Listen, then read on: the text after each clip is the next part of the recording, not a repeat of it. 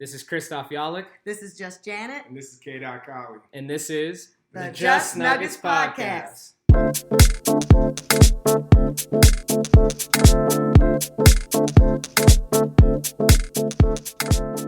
All right, welcome back, everybody. We're in week 3, episode 3 of Just Nuggets Podcast. This is K. Collie, a.k.a. K. Collie. How's everyone doing today? Good, we're good. This is Just Janet. Yep, and Christoph Yalik is here as well. Got the crews. Hey, I would just want to say the boys are buzzing. Yeah. That's my. 3 in a row. Boys Four. are buzzing. 4. Try My fault. 4, Correct. my guy. Let me correct that Count one. them. 4 in a 1, row. 2, 3, 4. 4. Speaking Spanish. Yeah. Uno, dos, tres, Cuatro. cuatro. We love to see it. And the Nuggets are doing their thing. I have to say, all around, we got 2 big wins against the Spurs. We kind of called it at the end of last episode. We said if we can get those 2, we knew we were going to get the one at home. We said the second one was going to be a little bit more of a dogfight, which it was. Absolutely. And then last night we got a good win over the Pacers. Not actually, and it's I would say about this. The NBA is funny because even though the teams came in looking like they may not be so good, the Pacers were a great team. They played well. The Nuggets circled. Yeah, I think it could be that too. I think the Nuggets have become one of those teams in the NBA. They're an upper echelon team. Sure. Teams like Indiana, like OKC, like San Antonio, they circle the Nuggets now, which is flattering. It is. Which is absolutely flattering. But we just got to bring our energy. Because who was the guy that you guys said last night was getting a lot Benedict Mathurin. 30 points. Who is an absolute dog. 30 points. What are we, 3 weeks into the season? He already has a 32-point game and hung 30 on us last night. And honestly, I love Rick Carlisle. He's one of my favorite coaches in the NBA. I thought he didn't play him enough last night, to be completely frank with you. Looking at his minutes, he had 25 minutes. I know he's coming off the bench anyway, but when you have, some players that just not, I don't even know Nimhard, he literally was out there 29 minutes, minus 12 plus minus 8 points. Mm-hmm. There's no world imaginable where he should be, outplaying Mathurin. Not at this point. And maybe that's a lesson they have to learn about their rotations. 30, and then you got Halliburton. He went 21 and 11. So Nuggets got a great effort out of them, but as we do in Denver, we got to win, right? We got the win. Actually, I said Colorado with the Avs, but we got to win. And last night, who's some standouts for you, Just Janet? Oh gosh, they had so many in my mind. When the time got going and it was down and we got up, we started coming back, and then Joker had foul trouble. I think KCP did great last night. He always seems to be the one who gets us going when we're going the wrong direction. But he did excellently last night, so I think I would give him the thank you very much award. I'm gonna get the Just Janet cleanup kill here then. Right. Aaron Gordon. He had 18 and 16. If I said it one more time. And it's funny because I saw a stat that he's the first Nugget since 2015 with the 15-15-5 game. Yeah. Other than Jokić obviously. But wow, what a stat line. Yeah. What a stat line. Well, he's been great. He had 34 minutes, led the team in minutes, and was 5 of 8 from the field, 1 of 3 from 3-point line. We don't really expect him to shoot that, and 12 defensive rebounds. So fantastic game, fantastic output, and a great comeback from the Nuggets last night. I think he hit his career high in rebounds, or tied it in rebounds too. So he was a monster on the board. Yeah. I know I'm gonna chunk up, but Let me see who I'm not gonna say one person. Yes, you are. I'm gonna say the starters. If you look at the game, you have Michael You Porter. raise us 5. I'm saying you have Michael Porter 17 and 6. Yeah. And like you said, Aaron Gordon 18 and 6 and 6. Mm-hmm. Joker 24 6 and 4. And foul troubles. You mentioned KCP. Jamal Murray had 18 8 and 4. Yeah. So you're looking at a starting unit that basically, outside of Bones last night, who also played well, carried this team. Yes. Mm-hmm. And I would say the biggest play, looking at you, Just Janet, was it was watching the game last night. It was such a chill. Oh, the Nuggets are gonna win this game. When KCP hit that corner 3 to cut the lead to 19, or excuse me, cut it to 11, down from 14. Something came over me. I was like, Nuggets gonna win this game. Yeah. Oh yeah. I've seen this. I see the momentum. I know it's a game of runs, and that just was relaxing. And then of course the three by Bones right Yeah. before Well, the end of the third was big as well. Yeah, over the last couple of years, what the Nuggets did well is close out a game. They know how to do that. They learned how to do it over many years, frustrating years, but we learned how to do that, and that kind of clicks in. And that's what these younger teams don't have. They have talent, and they can get a lead down, but then they have to learn how to close the game out. And that's why you felt that way, Christoph, is that the Nuggets got there and they made sure they were going to win that game. Yeah, you're right. And I'll pass it back to you, Kyle. And I think you saw that on the flip side. Indiana's one of those teams you said who's learning how to do that. You have Tyrese Halliburton, who's an excellent player in my his second season, in my opinion. I think he's excellent. And then obviously we're talking about Benedict, that rookie. He's from Arizona, absolute monster. Yeah. I wish the Nuggets had him, to be honest. I know the Nuggets are kind of loaded. Yeah. And that's a beautiful thing is when you look around the league, the only player that I'm like, the Nuggets need is Carmelo Anthony. But, other than that, the Nuggets are so loaded that, even Mathurin you're starting to pass on because you're like, the rotations be kind of screwed, even though he would be helping that second unit. Yeah. But Bruce Brown played excellent last night. Yeah. Great defensive game. Do that. He didn't have a big scoring output or rebounds and assists. He only had 2 points, 3 assists, 1 rebound. But his defense. Yeah, and that's what we bring in those guys for. Sometimes you're gonna say KCP stepped up scoring wise. Or Aaron Gordon. But those guys are all defensive first minded people. I think Bruce Brown has a knack to be around the ball. He's always around it. And that bodes well for the other thing I want to add to this game is if you look at an 82-game season, you're going to have those games where you just got to learn how to fight back. Yeah. Your team didn't come out hungry. You guys didn't come out aggressive. You're getting outworked on the boards, whatever. I'm not saying that's happening to the Nuggets, but there's going to be games where teams come out to give you their best.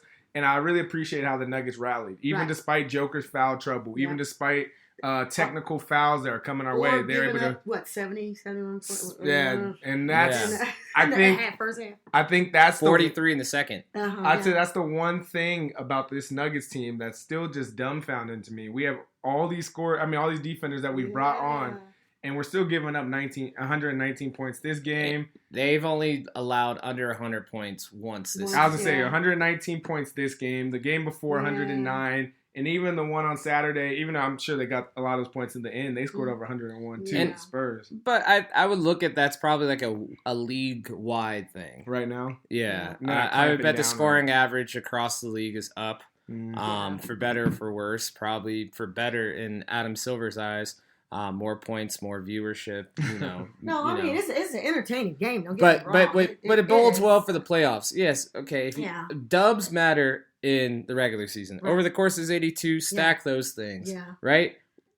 We've shown that we have the capability to lock in on the defensive end. Yes. That's going to bode well come April, May, June. You see it when it matters. We're getting ready to lose this game, and then they just lock in for just I don't know how long, but enough to get the win. And so they're capable. Yeah, they are capable. And I would say this. Correct me if I'm wrong, you two and viewers. Feel free to, or listeners, shall I say, feel free to disagree on this one. I think Conley maxed out when he got his chess pieces with that 2019-2020 team. He finally got Jeremy, Grant. He had his wing defenders, Plumlee and all these pieces, obviously Jokić Mal and MPJ coming into his own that season. That was from the front office point of view. He got all his pieces, and now you go out there and play chess. I created the master team that I've been trying to create for these years. And / all my picks have developed into this.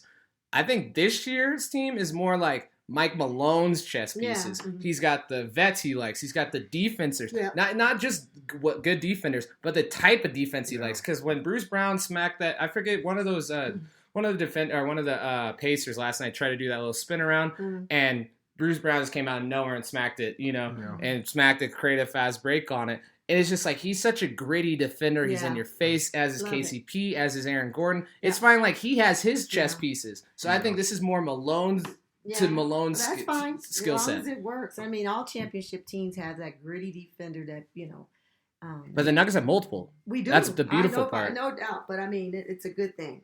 And the other thing that I would look like when you're talking about Malone and all that is just that pure focus when it comes to these when we're talking about breaking into 10 games, right? Yes. I think this next 10 games should be a pure focus. I know it sounds weird, on defense. I think if we can get in the next 10 games, even if we can get 4 under 90, I think that shows progress. And I think when we're looking at a season, you want to see different things developing. Yeah. You want to see your bench have really good days. You want to see your defense step up. You want to see Jok have – because now you're thinking about Joker has had moments now in this season last 2 seasons he hasn't had this moment where he can score 10, 11, 12 points and we can win. Yeah. That hasn't happened for him. And to Chris's point with Mike Malone's team this year, he also has the offensive threats. I don't think a Nuggets team in a while has had, hey, we can get scoring from Jokić, we can get from MPJ, Jamal, Bones, AG, and then we get some scoring from Bruce Brown and KCP. Yes, absolutely. So there's a level to that as well that we have to appreciate. I like your point about breaking the season down in 10-game increments. How can we get better over the next 10? How can we get better over the next 10? Do that 8 times throughout the season plus a little bit more in there and then go into the playoffs. Looking at that from that direction, 6 of the next 8 games from this Nuggets team are on the road. So, but we're on the road now. I mean, I know. I'm just saying. We won the last 2 on the road. You have at Boston tomorrow night. Yes. Then you have at Chicago. Yes. You come home from one versus the Knicks. 2 back-to-back against Dallas. I know we'll get into Dallas momentarily here. Then you have Detroit. Then you're at OKC, at the Clippers on Black Friday. So, this is an early grit check. Yes. And we just said they're a gritty team. They are. And, nothing says grit more so than winning on the road. Well, I know we want to talk about this, but I'm glad to see we got to work on defense. I get that, but who's back? Hey, it's a return of Jok Mal. I was just going to say that. I was like, the thing that I appreciate about the Spurs games in both times, especially the second one, that pick and roll was back. It's back. It was, hey, we're not going to lose this game mentality. And when you really see it in prime time again, you say, that is Jok Mal. That's what we appreciate in the bubble. Yeah. It was there. And I'll give a little bit of context because I saw a lot this week on Twitter and on the radio and other spaces that a lot of the fans are trying to make peanut butter and jelly a thing between Jokić and Jamal. We call him, this podcast calls him Jok Mal because in the bubble, remember MPJ said Jok Mal. I forget his context. He was basically saying, hey, there's other people on the team than Jok Mal. But how he said it just made us all crack up, and it was perfect. And all, as Nuggets fans, remember that was what a month and a half that was in the bubble for us. A lot of fun, a lot of excitement, a lot of highs and lows. And Jok Mal is back 100%. Even last night you saw it. Bones tried to mix in with a little couple of those pick and rolls and 2. They look good. Obviously took the lead on one of them. But Jamal, you said it last night. Jamal's even get in there charging the lane. Yes. He's in there on like the mesh plays. He heard us. We said trust it because he definitely is doing that. Yeah, I think that's a blue mamba right there. Yeah. Blue mamba. That's what we call him. We call him that, everything. Forever. And great film, classic film, Forrest Gump, run, Forrest, run. And, he starts running so fast that his leg braces start falling off. That's kind of how it is with Jamal Murray right now. Every game you're watching, the training wheels just come off like Forrest Gump running down the street. We're just happy for him. And to Chris's point, just to talk about it a little bit more, Bones is really seeing that pick and roll offense too. He is. And he's able to move with Joker, and you saw it well. Yeah. He already has his chemistry with DeAndre Jordan, throwing the oops and, getting them easy buckets. Right. But to see him able to really navigate the pick and roll from that guard position in a similar way, he's not going to obviously have the Jamal early in his career, but he does understand how to move the pick and roll, how to move this, how to get Joker easy buckets or get himself easy buckets. Yes. And when you play that pick and roll offense the way the Nuggets know how to do it, and you can add another backup point guard in at the level and do it at the level he's doing it already, it's really going to be fun to watch down the stretch too. Yeah, it's fun to watch now. It'll just be that much more. And while we're talking about Bones, I know last episode I told y'all that Bones was literally going to hoop out in those 2 games. And he was the difference in those 2. And to be honest, he's the difference in 3 games now. Because his 18 points against Pacers, if we don't have that, we lose again the last one. No, we do. He's doing his job. I mean, I think after when your second year, in the league like Bones is you learn what you can do and what your job is on the team, what you can be to the team, and I think he's found it. I tweeted this last night at Just Nuggets on Twitter, at Just Nuggets Pod on Twitter. You got to take the good with the bad with Bones. But he's young and he's super talented and he's learning. And like any great player, Yes. you got to see them maturing in front of your very eyes. But the thing is, he has such a great understanding already that, like, his heat checks don't really faze me too much. I said last night he kind of reminds me of J.R. Smith at times, but like the best of J.R. Smith. And it's beautiful to watch, and I love watching Bones. Yeah, and I would say, speaking of taking the good with the bad, let's switch over to one of my favorite players in the NBA, and let's go into Nuggets with the Lakers. So. Russ is playing a little better, so I want to start there. He's playing Los Angeles Lakers. The Lakers it's not always coming into winning games, but Russ is playing better, and LeBron got injured last night. So I mean, I know this is more of a national media conversation, but as far as the Lakers go right now, what are your thoughts again? I mean, the Nuggets have won 4 straight. Yeah. The Lakers have lost 4 straight. Yeah. I don't know. I mean, we got a lot to worry about in Denver. And Lakers ain't one of them. I mean, Every time I feel bad for the Lakers, I remember that the Nuggets are 0-7 historically in the playoffs against them. So then I just don't really care too much. I love Braun. I really like Darvin Ham, the coach. I like Jeannie Buss. A little teaser. We'll get into something about that later. I like. That's about it. I'm kidding, Russ. Russ, Let me shift a little bit then. As far as since Nuggets don't get a lot of national publicity too in the media. Sometimes they don't want to talk about the Nuggets.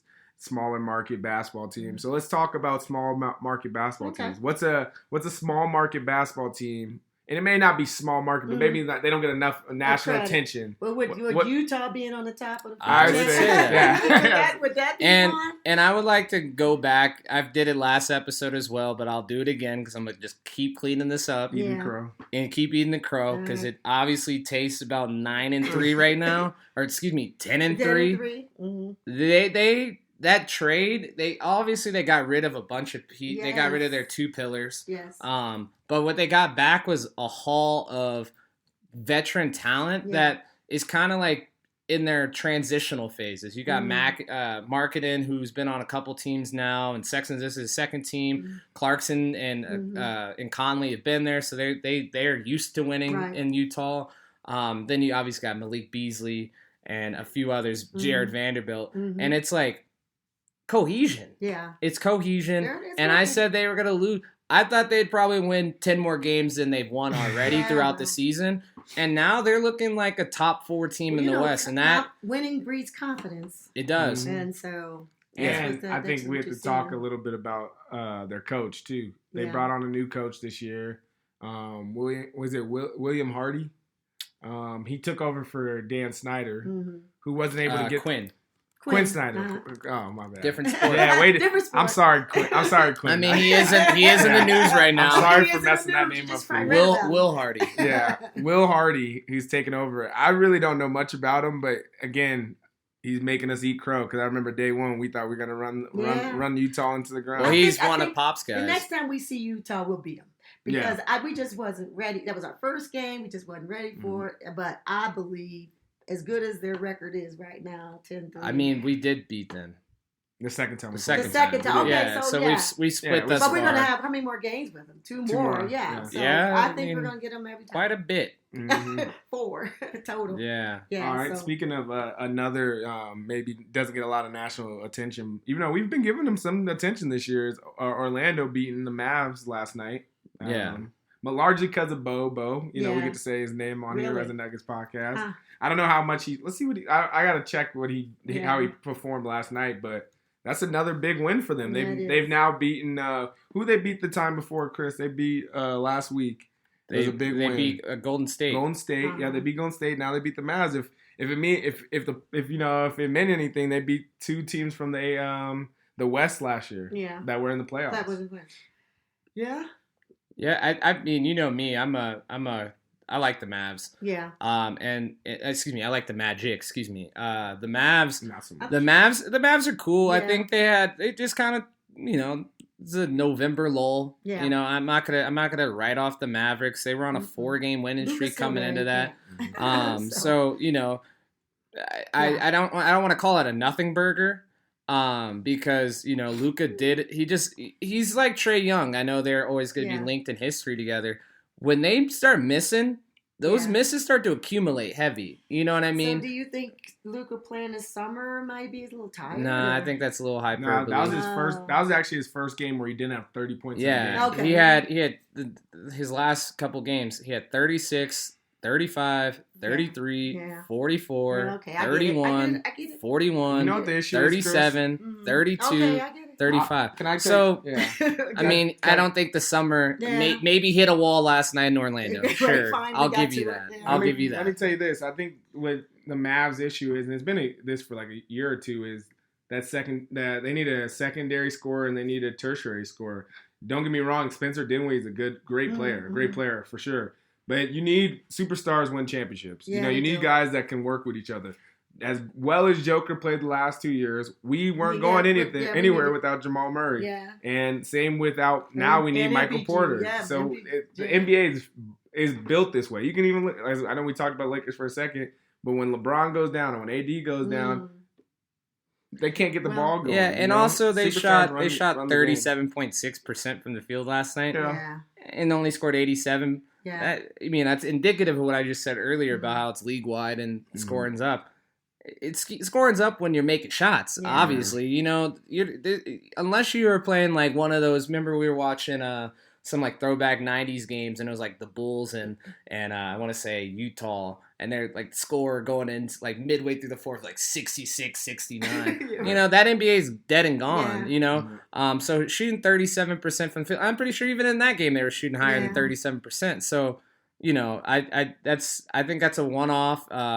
They get to rebound tonight with Washington at Washington. So, obviously us Nuggets fans are familiar with some of the players they have over there, and it's their head coach as well. So, I don't know. I'm not, we have 2 games versus, the Nuggets have 2 games coming up against Dallas here soon. So, Well, I know we're still in not Nuggets section, but not Nuggets Boston, and we're going to play them next. So, maybe we could talk Nuggets and not Nuggets. At the same of course, time. yeah. I was going to think the same. When we look at Boston, you're looking at a team that's obviously was in the NBA championship last year. Yeah. They've had some, coaches switches, but they're still 8-3 this year. yeah. Tatum's honestly taking a step up this He year. has. Oh my goodness. And we kind of got the Spider-Man meme going coming into this game. Are you familiar with that, just Janet? If you want to share. You know where it's like the multiple Spider-Mans, kind of like the multiverse. They're pointing at each other. Right. Because they're 8-3, Nuggets are 8-3. They're on a 4-game winning streak. We're on a 4-game winning so streak. it's kind of like something's got to give. Who's gonna blink? Is that what you're saying? All right, we can say that, but I'm saying who. So are you gonna put AG on Tatum? Like who do we want on it? Do you want KCP on him? I think we need a couple people on Tatum actually. Yeah, I just think we do us. We just do them. Don't play here. I would want the Nuggets to play the way they play and then win. I just think when we play our best game, we could beat anybody. Yeah. So if we play the defense well, keep them off the 3-point line, rebound because they rebound. Yeah. We got to rebound, and then somebody just make sure that Smart is not on the floor. Smart. I would caution Nuggets Nation. This is me maybe nagging a little bit here. Nuggets have historically never played well in Boston. And that kind of gives me a little bit of a pause. Yeah. So we'll see. Obviously, you know who I'm rooting for. Yeah. And I would love for the Nuggets to go in there and beat Boston and come away with that. And you think it's just an early game? It's just our time. They should be acclimated. They were in Indianapolis last night, which is in the Eastern Time Zone. That's a little geography lesson for you all. No. And then they're in Boston probably now. So I don't think the time zone should be an issue necessarily. I think Jason Tatum and Jaylen Brown will be Jaylen more Brown of will a be problem in than the the time zone. I like these type of games for the Nuggets early on in the season. You get to play a team that is actually, you're gonna see them. You might not see them. I Obviously, hope we see him. You might not see them as far as playing them in the playoffs, but you're gonna see this team as far as like championship. you get to I know, see that's that this is a championship caliber Yeah, team that you get to play at. That is playing great And basketball. see where we are. And see where you really are. We back to your 10 next 10 game or whatever, that grouping is. Just let's see where we are. If we do good and then we don't win, then we need to fix whatever that was. If we win and then we got to keep it up or whatever it is. And Boston got to play against us because if you look at Boston's last couple games, they play the Grizzlies, but then they played a lot of the East, and the East is not super strong this year. You have the Bucks, but as far as it goes, they're coming off a game against Detroit, and Cade's playing good basketball, but Detroit's not like. Well, I want the real double MVP to stand up, and because I know Joker loves to get everybody involved and everything. We need the real one. He may need to. Because he's the X factor. He's the X factor in this game. We're gonna need him. I think so too. Last point on just the whole before we shift to the end. Just the whole NBA played on Monday. Yes. And I don't know how often that happens, but what did you think about that? Very infrequent. Everybody plays? Infrequent. Yeah. It doesn't happen. I think it's like this first or second time since like 2012 or something. Yeah. What did you think about that experience? I know I only watched the Nuggets, but as far as seeing other games going on, did you like that? We have the package, so we get to see a lot of games. I think it was good. I thought it was good. Yeah, I think whenever you have something like that occur early in the season, it matters a little bit more than if it happened in like March because there's some teams that are just completely out of it. Right. At least right now, people hope is up. Aspirations are high. Yeah. Everybody's kind of like, oh, we're only 4 and 5 if we can, So I think it was cool. It was cool. Like you just said, I didn't really watch too many games Monday to be completely frank, but I love the NBA, so super random. But I think it would have been kind of cool if they had I know they have the Eli Manning cast and all them. I thought that that could have been a good time to use one of those casts where you get to look at the different times. Maybe if it was I don't know, was for JJ Redick and his the guy he does the show with. Something like that would have been kind of cool. On NBA TV, they kind of do that jump around thing. Yeah, that'd have been kind of cool. But not like not like that. Not what Kyle's explaining. K-Dot's explaining. It's more of just like a. Right, but that's good. What's going on in San Antonio? Maybe they'll do it Christmas. Yeah, Christmas could be a good one. That'd be beautiful. That'd be good to do it on Christmas. Sounds good. Just an idea. Well, without further ado, it's the 2 minutes remaining. 2 minutes remaining. And I think for this, sometimes we go long in this section, sometimes we go short. This one I want to do some carve outs, just some things that have been interesting. And I kind of wanted to talk about sports documentaries that I've watched recently that was really cool. It was called Legacy. It was about the Lakers dynasty from the start to to the bottom. From when the buses take over the team, and it was just really cool. I mean, I think even though Nuggets to the soil, I think it's also really cool to see a franchise that's built built in the way the Lakers have been built, where it's built on, can we get the best talent? Can we get the best player? How do we market this? It's you really saw that as a standpoint, and it was just really cool to see as far as a sports documentary. It was an interesting look, taking a peek behind the curtain, if you will, and just seeing that it's a family-run business. You think this multi-billion-dollar enterprise sports franchise, when you put family label on it, you're like, it kind of, you scrunch your face a little bit. But I have a new found appreciation and respect for Jeannie, and just her growth as a basketball administrator and governor, and just the dynamic with her father as well as her brothers and other siblings. So it was interesting from that perspective. I would say that the Lakers every day should say thank you God for Magic Johnson. Because you could speak to it a little bit more, just Janet. Magic Johnson is one of my favorite players of all time. Absolutely. But I've only watched him on, classic videos and YouTube. Magic came and respected tradition the Lakers had, but created a new era. And he, when you have somebody who could guard, come down, be a point whatever you want to call that position he was. It was all of them. I mean, we remember he had a game where he played center because somebody was he just revolutionized that. And he was magic, you know. It was entertainer du jour. So and I feel like I have to talk about it because I loved it so much. Was the parts with Kobe were so good and so touching and just obviously you see him and you see the whole thing with Shaq. Yeah. You see that they're able to before his passing we're able to see common ground again. Yeah. And I just thought that was a really important part. And that actually kind of made me also think of another documentary I watched more recently was the Redeem Team one. Oh, yeah. Really good documentary. Yeah. It talks about the 2018 team. Yes. And how... No, 2008. 2008. Beijing Olympics. Yeah, Beijing 08 team. Mm-hmm. And just how serious of a moment it was. Because again, we like to bring up this name, Carmelo, LeBron. They was on that 2004 team. So they were hungry in that 08 one, and they still couldn't get it done without Kobe. And you see that some of the memes and stuff you see on Twitter about how in the zone Kobe was about winning that. Oh, it was serious, laser focused. Mm-hmm. He brought that seriousness that I think even LeBron, Carmelo, D Wade didn't know they needed to win. Paul. Because as you can tell, we're blessed by this. The international game was changing during that time. Sure. And you have players that were watching, you know, you got Jamal, you got Manu Ginobili, and you have those players that were really taking the game by storm. They were winners. And I think they did well. And I think right now we're in another moment in that time. Like I think that with the Jokers and the Giannis's and the Lukas of the world, of course. The NBA is gonna have another one of those moments where they're gonna have to step up to the plate as a hey, we gotta keep the legacy to continue. I agreed. I'm gonna hold on my rebuttal point. I just want to take a step back a little bit, and I lived it. I mean, how old was I? I was like middle teenage years in 08.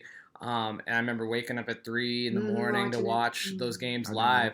But the Nuggets were a direct recipient of what Kobe instilled within. I know Kobe took the spirit out, but whatever, neglect that, Anthony Carter. But he heightened the level of winning. And you see it like when Peyton Manning comes to town or Tom Brady comes to town. A rising tide lifts all boats. And he just had that ability, that laser sharpness that you're like, okay, I'm in the NBA. I make this amount of money. Yeah. I've won this amount of games. I've had this much playoff success. My name's D Wade. I've won a championship. And I win. But when Kobe walks in the door and he says, no, there's another level. Then that elevates your game even higher. And I remember when they came back and the Nuggets had probably up until the last 5 years, had one of the best seasons I had ever watched in the 08. And it was because Melo had a renewed focus of like, this is how you have to win, and have to execute day and night and night after night.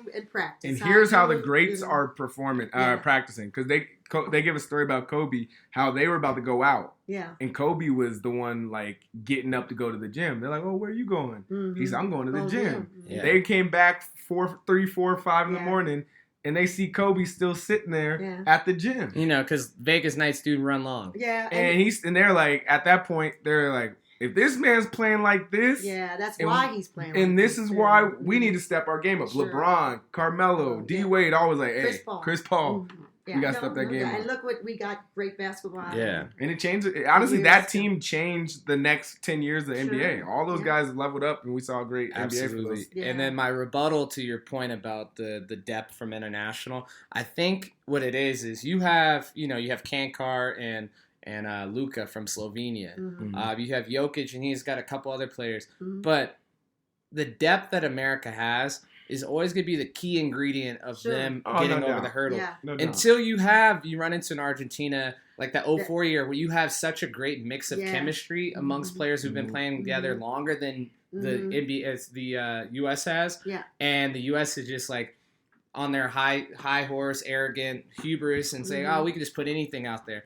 I think that hopefully they've learned that you can't just say, we could put anyone out there, especially when 4 of the last 5 MVPs were not from America. And if you throw Joel Embiid in there, like the game is big. We've had an international team win an NBA championship in the last 5 years.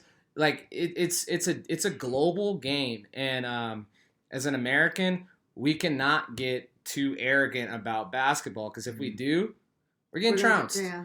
Full on. I guess last point to this is what everything you're saying is correct about the talent density that we have as USA basketball team.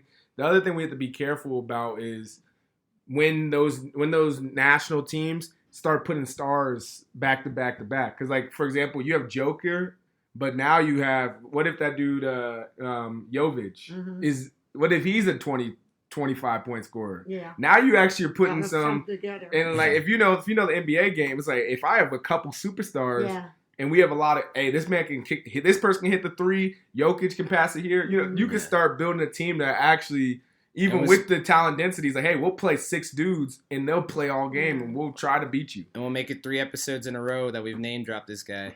France has already historically been a good team. You know, now you add Victor Wembanyama. Now they're even better. So I think Adam Silver should be one of the happiest commissioners on the planet, because his game's in good hands. Because, like you said, the talent density across the globe is. I don't think I'm out of line saying this, is at an all-time high. It appears so. I mean, I can't argue that. Yeah. And before we go, last thing I wanted to mention was, if you're looking for a classic, sports or basketball specifically documentary, sit down one night or a couple nights and watch The Last Dance. Yeah. It's the best one there is. I always try to say, oh, what about the announcement? What about Bad Boys? Yeah. But at the end of the day, that one takes the cake. MJ. Yeah. Can't beat MJ. And you also can't beat following the Just Nuggets podcast on Twitter. We have just launched a new Twitter. If you want to join us and catch up with us, we'll drop our podcast there. We'll join into the conversation. We have a lot of great Nuggets fans in Colorado. We'll come talk with them, talk with you. Give us a shout out on Twitter. We're there and can't wait to talk to you. Yep, it's at Just Nuggets Podcast. If you want to shoot us an email, at justnuggetspodcast@gmail.com. We're very accessible and always open to talk to more Nuggets fans. Yeah, and that's the rest of the show. Thank you all for tuning in. Thank you so much. Take care. Take care. Go Nuggets.